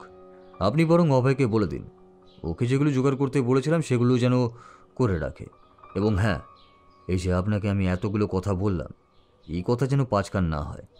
শুধু আমি আর আপনি এর সাক্ষী রইলাম, বুঝেছেন? বিলক্ষণ বুঝেছি। আর আমি যে অন্য একটি যজ্ঞ করব স্থির করেছি, এই খবরটিও যেন কারোর কানে না যায়, বুঝেছেন?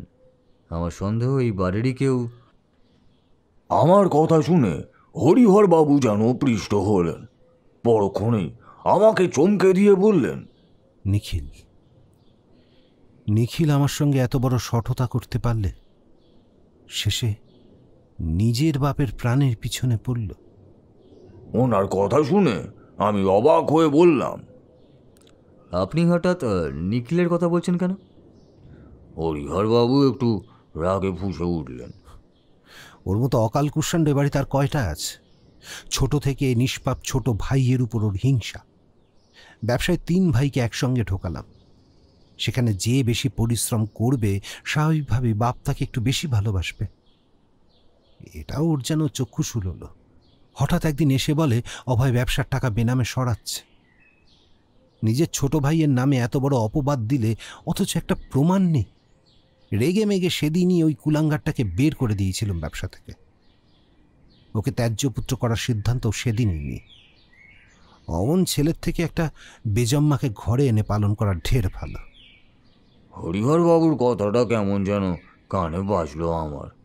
আমি জিজ্ঞেস করলাম, আপনার সন্দেহের তীর তবে নিখিলবাবুর দিকেই, তাই তো? হ্যাঁ, এ বাড়িতে কেউ আমার সর্বনাশের জন্য এ কাজ করে থাকলে তা নিখিল ছাড়া আর কেউই হতে পারে না। আর তাছাড়া ও এসব তন্ত্রমন্ত্র করতে পারে তা 2-1 আমি নিজে চোখে দেখেছি।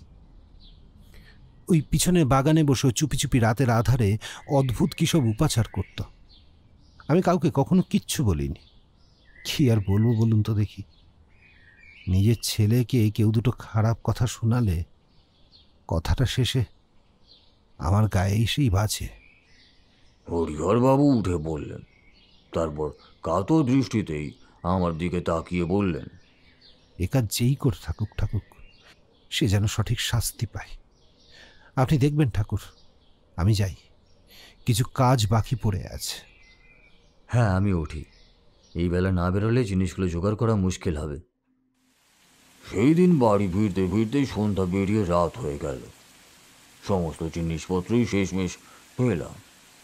একটি বিশেষ দ্রব্য পাবো কিনা সে বিষয়ে বেশ সন্দেহই ছিল, কিন্তু মধুসুন্দরী দেবীর কৃপায় তাও শেষমেশ পাওয়া গেল। আচ্ছা, সেই দিন মধুসুন্দরী দেবী আপনাকে যখন দেখা দিলেন, উনি কাকে আহ্বান করার নির্দেশ আপনাকে দিলেন? কিশোরী প্রশ্ন করল। তারানাথ মুচকি হাসল। হ্যাঁ, এতক্ষণে তোমাদের বুঝে যাওয়া উচিত ছিল। কে এমন আছে যিনি স্বয়ং নরকের আগুনের উপর নৃত্য করেন? কার এত শক্তি যে সকল অপশক্তিরাও তার বশ হয়ে থাকে? কাল ভৈরব। মধুসুন্দরী দেবী আমাকে সেদিন কাল ভৈরবের সাধনা করার নির্দেশই দিয়েছিল। কাল ভৈরবের নাম শুনতেই আমার গায়ে কাঁটা দিয়ে উঠল। আমি কৌতূহল চাপতে না পেরেই বললাম, এরপর কি হলো? তারানাথ ফের বলতে শুরু করে, সেদিন রাতে বাড়ি ফিরতে দেখি অভয় আমার ঘরে আমার জন্য অপেক্ষা করছে। আমি ঘরে ঢুকতেই সে হন্তদন্ত হয়ে বলল, ঠাকুরমশাই, আপনি যা যা বলেছিলেন সে সব কিছু তো জোগাড় করতে পারিনি। কয়েকটা জিনিস বহু খুঁজেও পেলাম না। এখন কি করা যায়? আমি গম্ভীর মুখেই বললাম, যে কটা জিনিস পেয়েছো ওগুলি গুছিয়ে রাখো, দেখছি কি করতে পারি। কিন্তু ঠাকুরমশাই, আপনি যে বলেছিলেন সব জিনিস না পেলে যজ্ঞ হবে না, তাহলে কি আমার অকর্মণ্যতার জন্য যজ্ঞ শেষমেশে বন্ধ হয়ে যাবে? আমি এইবার অভয়ের কাঁধে হাত রাখলাম। অত চিন্তা করো না অভয়, ভগবান যা চাইবেন তাই হবে। তুমি ঘুমাতে যাও। অভয় কিছুক্ষণ স্থানুর মতো সে ঘরে দাঁড়িয়ে থেকে মুখ নিচু করে ঘর থেকে বেরিয়ে গেল। আমিও রাতের আহারাদি ছেড়ে শুয়ে পড়লাম। তবে মনের ভেতর একখানা খটকা কিছুতেই কাটছিল না। নিখিলবাবুই যে এ বাড়িতে এই ভয়ঙ্কর অপশক্তিকে আহ্বান করেছে তার পিতার উপর প্রতিশোধ নেওয়ার জন্য, তার সম্ভাবনা অনেকখানি থাকলেও আরেকটি বিষয় যেন আমায় বড়ই ভাবাচ্ছিল। কিছুতেই যেন মনকে শান্ত করতে পারছিলাম না। এইসব ভাবতে ভাবতেই কখন যে ঘুমিয়ে পড়েছি তার ঠিক নেই। হঠাৎ দরজায় শব্দ হতেই ধড়পড় করে উঠে বসলাম। তড়িঘড়ি দরজা খুলতেই দেখি কোথাও কেউ নেই। আমি বাইরে বেরিয়ে এদিক ওদিক দেখতে যাব, আচমকাই একটা ধাতব জিনিস আমার মাথার পেছনে এসে সজোরে আঘাত করলো। সঙ্গে সঙ্গে একটা চাপা গোঙানির শব্দ আমার মুখ থেকে বেরিয়ে আসলো। পরক্ষণেই বুঝলাম আমার চেতনা শক্তি ক্রমশ যেন লঘু হয়ে আসছে, ক্রমশ যেন সংজ্ঞা হারাচ্ছি আমি। জ্ঞান হারানোর ঠিক আগের মুহূর্তে আমার মনে হলো একটা আবছা কণ্ঠ ফিসফিস করে কানে ভেসে এলো, যাই হয়ে যাক, কালকের যজ্ঞ তোকে আমি করতে দেব না। বলেন কি, একেবারে মাথায় আঘাত! এই তো দেখছি দুর্ধর্ষ আততায়ী। কিশোরীর চোখ দুটি উত্তেজনায় বিস্ফারিত হয়ে গেছে। হয় হয়, অমনটা হয়। তারানাথ শান্ত কণ্ঠেই উত্তর দিল, মানুষ যখন প্রতিহিংসায় অন্ধ হয়ে যায় তখন তার রিপুগুলি তার মন ও চেতনার উপর এমন অন্ধকারের পর্দা বিস্তার করে যে তার শুভ অশুভ জ্ঞান সম্পূর্ণরূপে লোপ পায়। মানুষ আর পিশাচে তখন কোনো রূপ ভেদ থাকে না। কিন্তু আপনার সঙ্গে এমনটা করল কি? ওই নিখিল নিশ্চয়ই। আমার প্রশ্নে তারানাথ মৃদু হেসে বলল, বলছি, ওই ঘটনার পরে আমার যখন জ্ঞান ফিরল, দেখি চারিদিক অন্ধকার, সামনে শুধু একখানা যজ্ঞকুণ্ডে অগ্নিভস্ম শীতল লাল শিখায় চলছে। দেখলেই বোঝা যায় কিছু আগেই ওই কুণ্ডে যজ্ঞ হয়ে গিয়েছে। এখন যজ্ঞের যাজক কুণ্ড নিভিয়ে দিয়ে অন্য কাজে ব্যস্ত হয়েছেন। আমি নিজেকে ছাড়াতে গিয়ে উপলব্ধি করলাম একরকম অতি শক্তিশালী বন্ধন দিয়ে আমায় বন্দী করে রাখা হয়েছে। এমনিতে সাধারণ কোনো বন্ধন দ্বারা আমায় আটকানো যে সম্ভব নয়, তাই কাজ যে করেছে সে ভালোই জানে। তাই মন্ত্রশক্তির দ্বারাই বন্ধন করা হয়েছে আমার। কি ঠাকুরমশাই?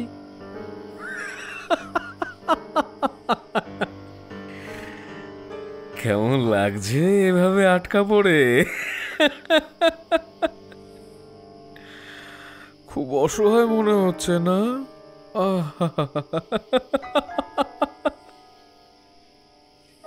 অন্ধকারের ভেতর থেকে একটি পুরুষ কণ্ঠ ভেসে এলো আমার দিকে। প্রথমটা বুঝতে না পারলেও পরক্ষণেই বুঝতে পারলাম কণ্ঠটি কার।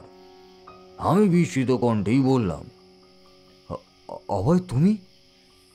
পরক্ষণেই যজ্ঞকুণ্ডের মধ্যে সেই অন্ধকার ছায়ামূর্তি কি যেন নিক্ষেপ করতেই যজ্ঞকুণ্ডের আগুন পুনরায় দাউ দাউ করে চলে উঠল। সেই আগুনের আলোতেই অন্ধকারে স্পষ্ট ফুটে উঠল হরিহরবাবুর ছোট ছেলের অভয়ের মুখ। কিন্তু চিরপরিচিত বিনয়ের ভাব তার মুখে আর নেই। তার বদলে সেই মুখে ভয়ানক নিষ্ঠুরতা বিরাজ করছে। তাহলে আমার মনের খটকাটা অমূলক ছিল না। তোমাকে প্রথম দিন দেখেই মনে হয়েছিল তুমি তন্ত্র মার্গে দীক্ষিত। তাহলে তুমি এই সমস্ত কিছুর মূলে। অভয় আবার ওহো করে হেসে ওঠে। হ্যাঁ ঠাকুর মশাই, ঠিকই ধরেছেন, আমি এই সব কিছুর মূলে। যেদিন থেকে আমি জানতে পেরেছি আমার সঙ্গে আর আমার মায়ের সঙ্গে কত বড় প্রতারণা হয়েছে, সেদিন থেকেই আমি বদ্ধপরিকর ছিলাম যে এই হরিহর সান্যালের শেষ দেখেই তবে আমি ছাড়ব। অন্য কোনো উপায়ে খুন করে জেলে কয়েদ হওয়ার ইচ্ছে আমার ছিল না। অগত্যা এই পথেই আসতে হলো। নিখিল বোধহয় তোমায় সন্দেহ করেছিল, তাই না? হ্যাঁ হ্যাঁ, করেছিলই তো। ওই তো আমার পথের সবচেয়ে বড় কাঁটা। কিন্তু বাবা মশাইয়ের কানে একটু একটু করে বিষ ঢেলে আমি ওর সঙ্গে বাবা মশাইয়ের সম্পর্কটা বিষাক্ত করে দিয়েছি। অভয়ের চোখে যেন আগুন জ্বলছে। আমি স্থির কণ্ঠেই জিজ্ঞাসা করলাম, কিন্তু এসব কেন করছো অভয়?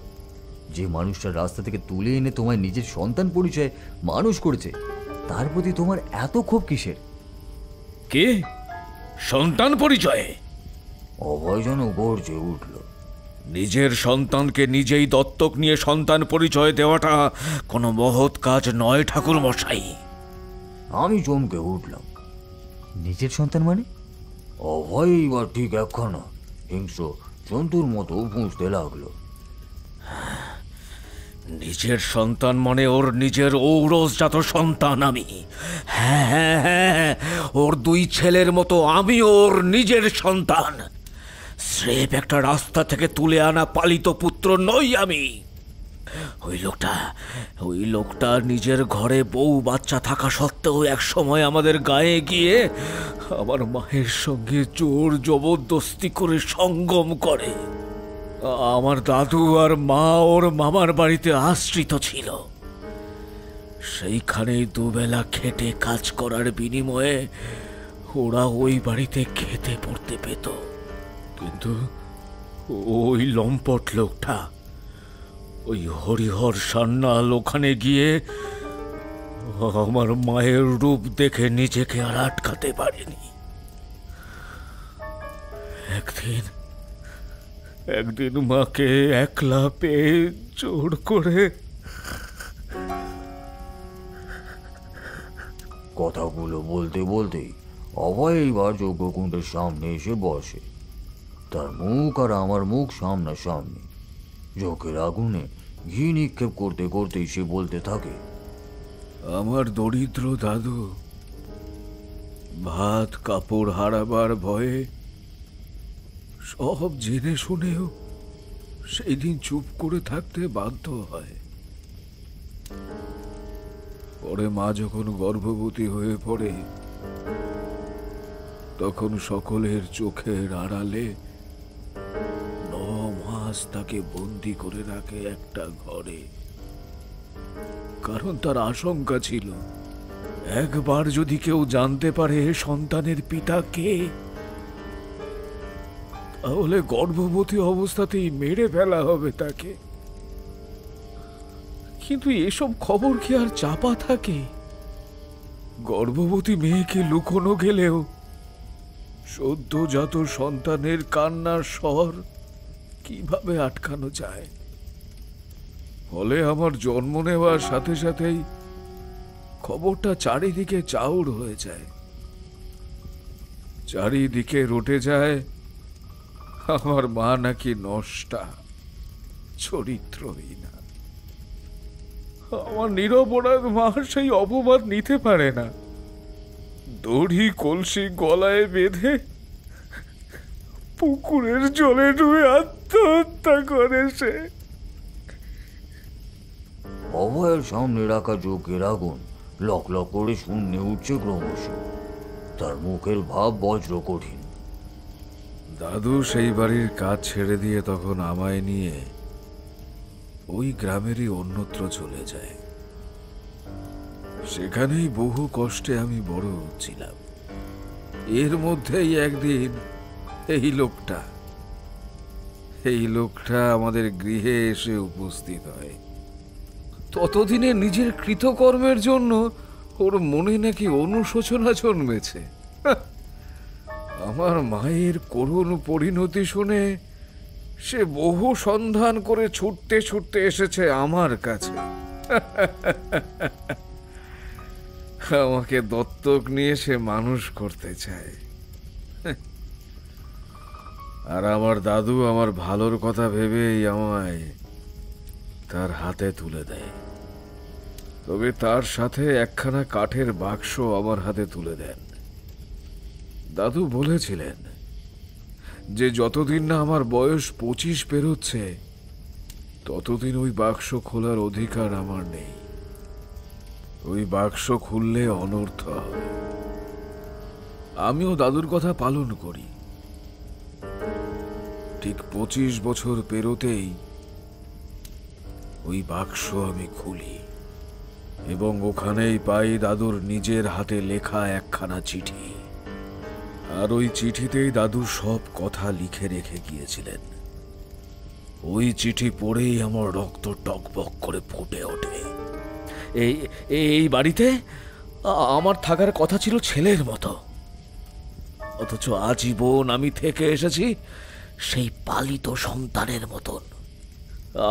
আর আমার মা, তাকে যে যন্ত্রণা ভোগ করতে হয়েছিল বিনা অপরাধে, তার কি হবে? সেই জন্যই আমার এই প্রতিশোধ ঠাকুর মশাই। এই প্রতিশোধের আগুনে হরিহর সান্যাল এইবার জ্বলে পুড়ে ছাই হয়ে যাবে। অভয় এইবার থামে। আমিও যেন হতবুদ্ধি হয়ে পড়ি। ভেবেই পাই না কি বলা ঠিক হবে আমার খালি মনে হতে থাকে এই দুনিয়ায় যাদের আমরা পিশাচ বলে ভাবি, আসলে তাদের পিশাচ হয়ে ওঠার পিছনেও রয়েছে এই সমাজে। আমার আর বাবা মশাইয়ের মাঝখানে এসে আপনি ঠিক করেননি ঠাকুর মশাই। মহারৈরবী কোনো সাধারণ দেবী নন, তার বলি সে নেবেই। তাকে যে আটকাতে যাবে তাকেই প্রাণ হারাতে হবে। আপনাকেও যেমন প্রাণ হারাতে হবে এবার ঠাকুর মশাই।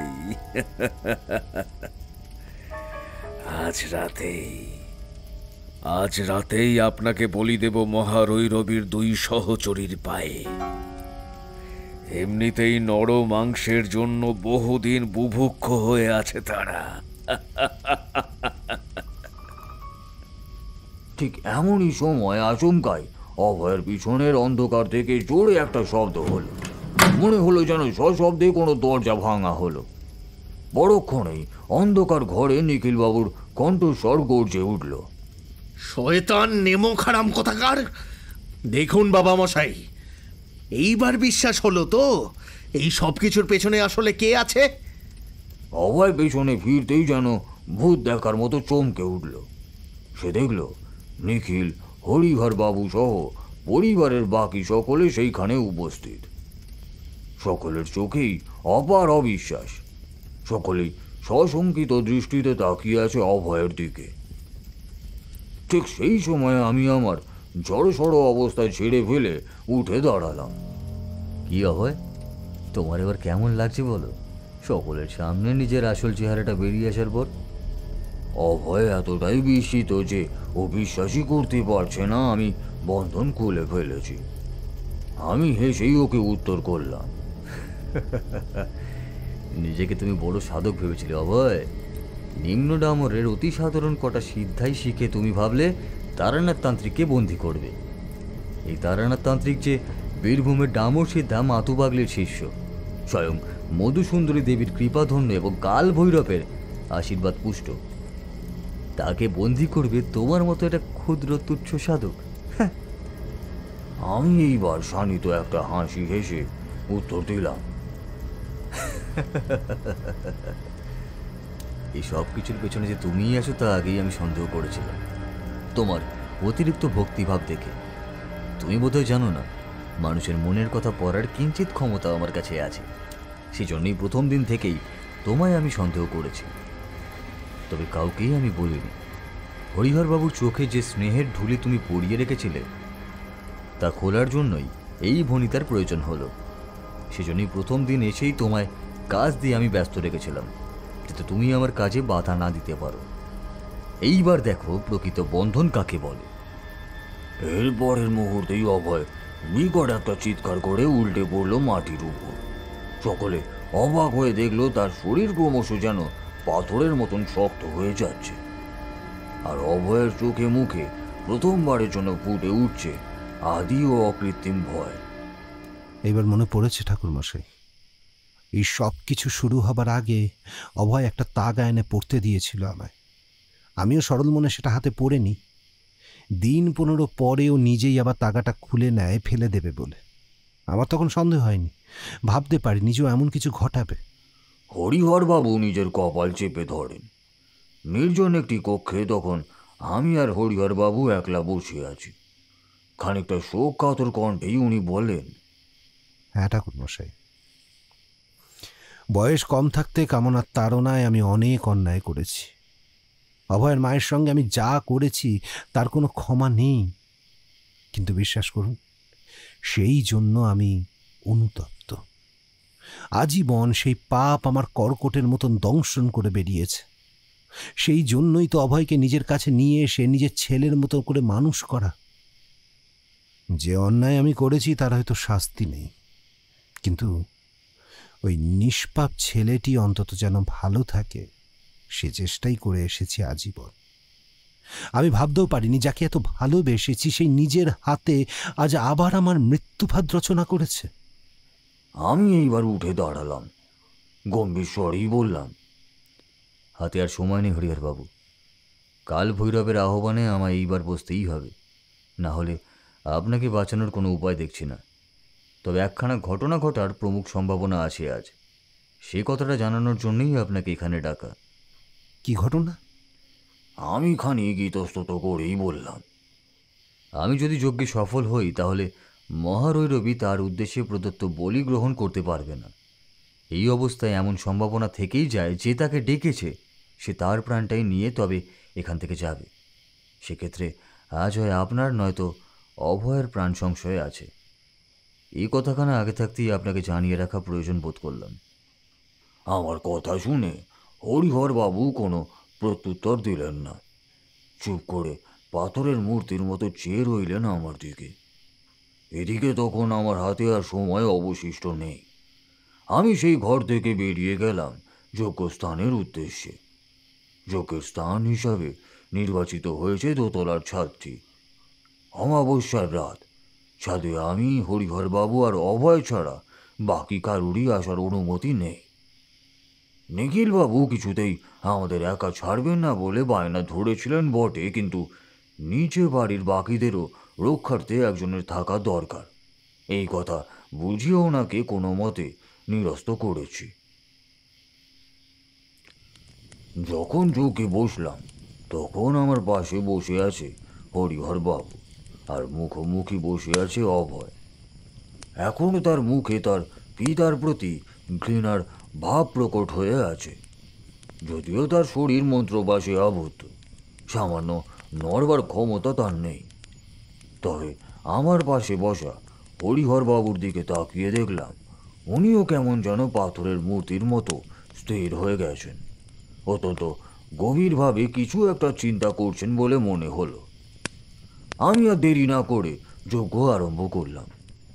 সেই যজ্ঞের পুঙ্খানুপুঙ্খ বর্ণনা দিয়ে তোমাদের আর লাভ নেই, সেসব তোমরা বুঝবেও না, বরং উল্টে কি না কি ভেবে বসবে কে জানে।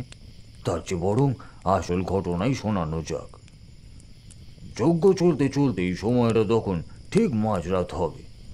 আচমকাই সারা বাড়ির চারিদিকে আবারও শয়ে শয়ে দ্বারকাক ডাকা শুরু হলো। তারই সঙ্গে টের পেলাম আচমকাই প্রচণ্ড জোরে যেন হাওয়া ছাড়ছে। সেই ঝোড়ো হাওয়ার দাপটে যজ্ঞকুণ্ডের আগুন ক্ষণে ক্ষণে ভয় কেঁপে উঠছে। একসময় সেই ঝোড়ো বাতাস বিকট ঘূর্ণিঝড়ের আকার ধারণ করে হরিহর বাবুর বাড়ির চারিদিকে যেন ঘুরতে লাগলো।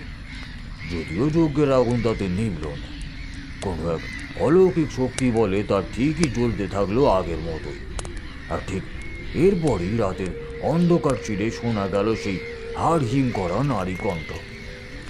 আমার বলি আমায় নিতে দিবি না তারানাথ? এত সাহস তোর, আমায় আটকাবি তুই? সেই ভয়ঙ্কর নারী কণ্ঠে হরিহর বাবুও যেন কেঁপে উঠলেন। এই কণ্ঠই তো তিনি শুনে আসছেন স্বপ্নে এতদিন ধরে। এইবার সেই আবছায়া অন্ধকারের মধ্যেই অভয়ের ঠিক পেছনে সেই ভয়ঙ্কর দেবী মূর্তি স্পষ্ট হয়ে উঠল। তবে সেই কিশোরী মেয়ের রূপ নয়, প্রচণ্ড ভয়ঙ্করী দেবী রূপ। সেই নগ্ন রক্তবর্ণ নারীর শরীর, সেই চারখানি হাত যাতে রক্তাক্ত মনুষ্য মুন্ড ধরা, কপালে অর্ধচন্দ্রাকৃতিটি, কোমরের নিচে অবধি নেমে আসা কেশভার। সেই ভয়ঙ্করী দেবী মূর্তি দেখে আমার গায়ে কাঁটা দিয়ে উঠল। আমার সামনে সেই মুহূর্তে দাঁড়িয়ে আছে রৌরব নরকের আগুন থেকে উঠে আসা দেবী সাক্ষাৎ মহারৈরবী। আমার বলি আমায় দে তারানাথ, নয়তো এর ফল ভালো হবে না। সেই ভয়ঙ্কর নারী মূর্তি গর্জে উঠল।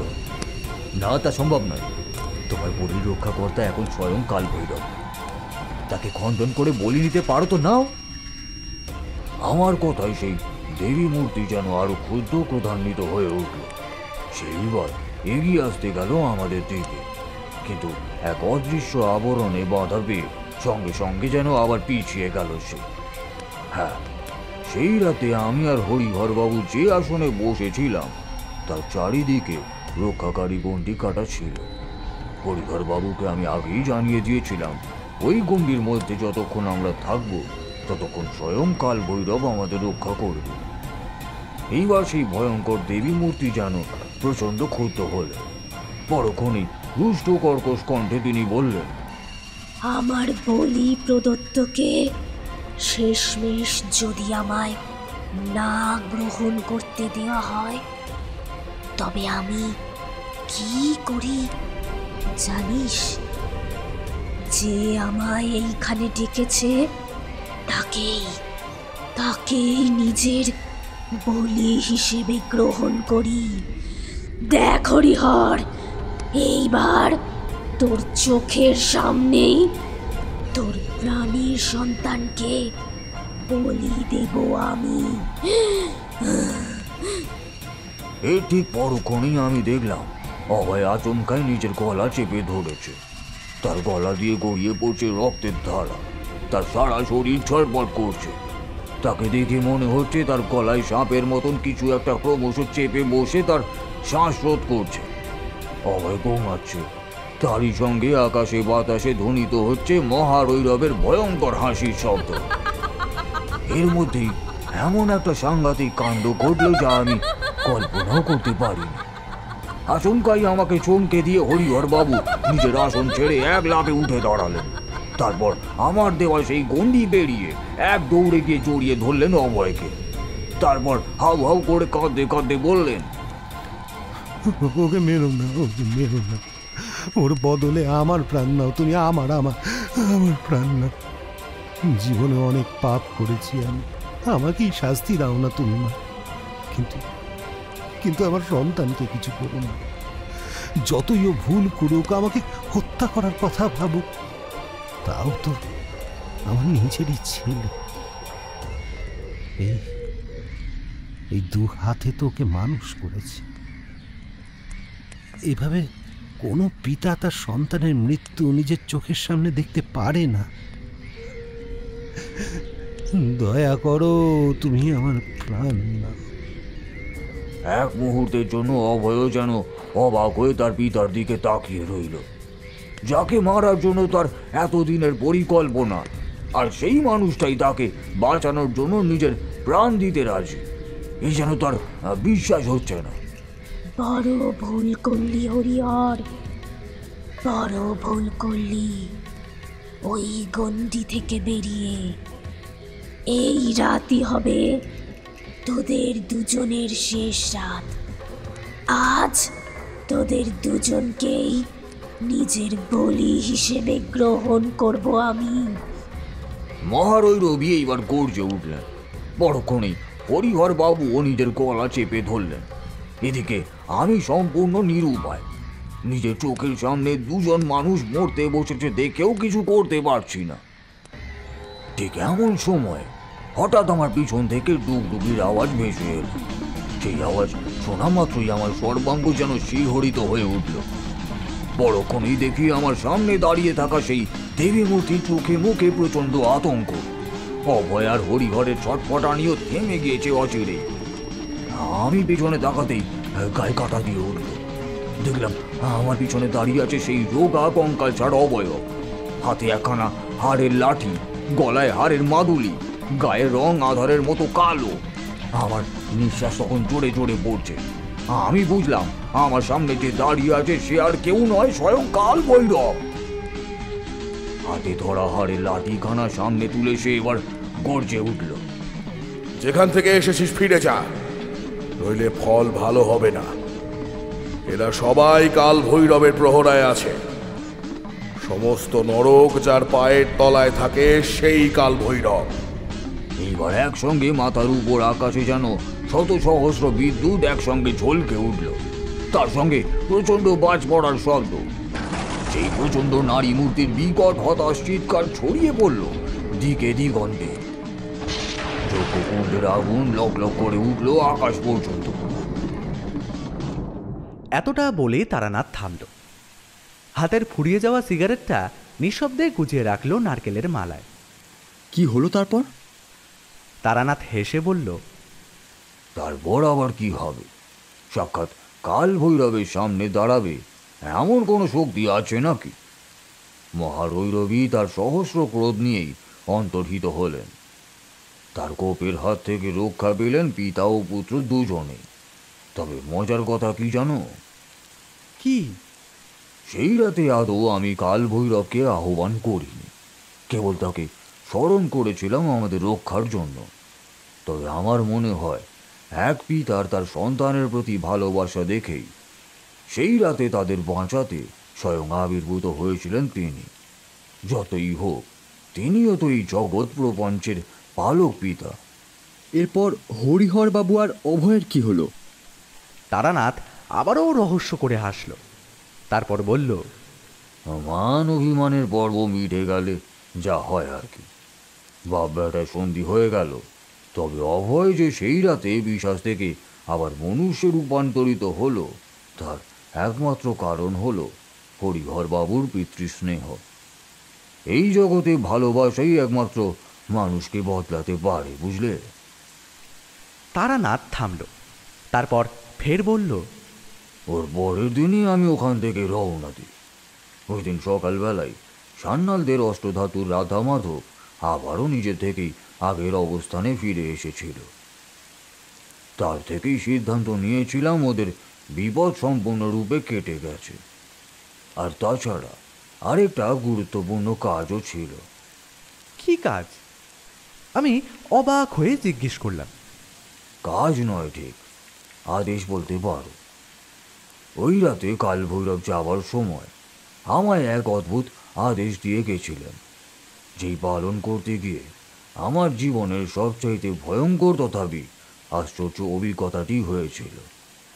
ওই আদেশ পালন করতেই সেদিন তড়িঘড়ি রওনা দিয়েছিলাম। কাল ভৈরবের আদেশ? কি সেই আদেশ? আমি কৌতূহল চাপতে না পেরে জিজ্ঞেস করি। তারানাথ মুচকি হাসে। সে কাহিনী না হয় পরের দিনের জন্য তোলা রইল। যদিও তোমরা বলবে কাহিনী, কিন্তু যারা বিশ্বাস করার তারা ঠিকই বুঝবে এই তারানাথ তান্ত্রিক কখনো মিথ্যে বলেন। আমার বলা কোনো ঘটনাই বানানো গল্প নয়, সবকটাই 100% সত্যি কথা। আমি আর কিশোরী দুজনেই এবার হো হো করে হেসে উঠলাম। কাহিনী হোক কিংবা সত্য ঘটনা, আজকের সন্ধেটা যে চিরকাল মনে রাখার মতো হয়ে রইল, সে বিষয়ে আমাদের দুজনেরই কোনো সন্দেহ নেই।